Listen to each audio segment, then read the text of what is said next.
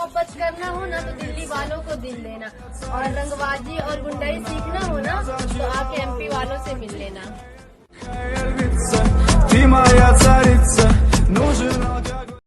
बेटा बदमाशी ना करे, शराफत से जिंदगी गुजार दे। कि बेटा बदमाशी ना करे, शराफत से जिंदगी गुजार दे।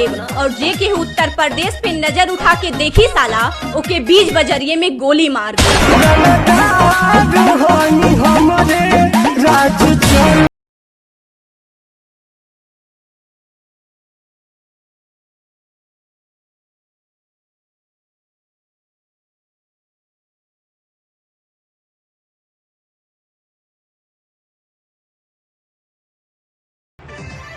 अरे कि शेर के गुफा में कुकुर सियार जाई तो शेर फरबे न करी।